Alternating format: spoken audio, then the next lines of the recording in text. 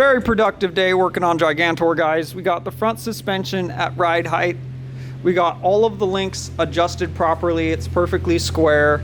The front truss is perfectly at 90 degrees.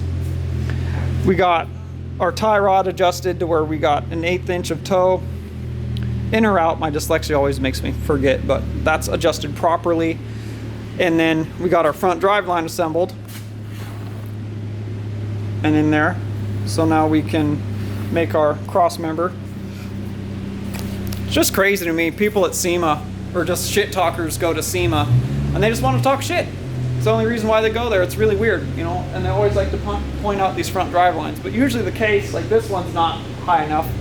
But most of the time you either have to run a drop box and you can't drive it on the highway then because of how loud the drop box is, or you don't run a front drive line because it's so lifted.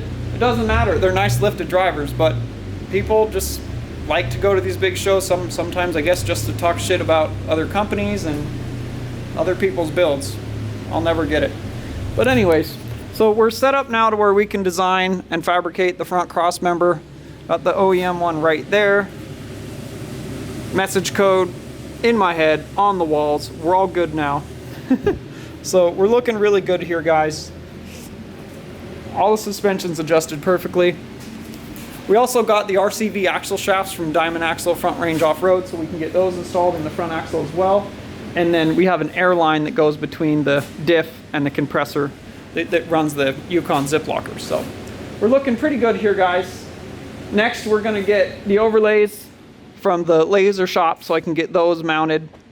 We got those drilled and tapped and ready for them, so I just, as soon as those come in or I can pick them up, I'll get those installed, get the RCV axle shafts installed.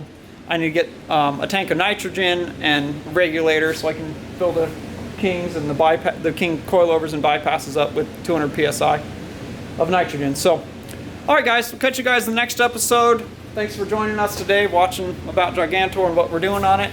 And if you guys like this kind of content, you like what we do here at Cougar House Fab, you know, follow us along on Instagram, Cougar House Fab, that we're very active on the story there. And you can keep up with everything we do here and all the builds, and we'll catch you guys in the next episode.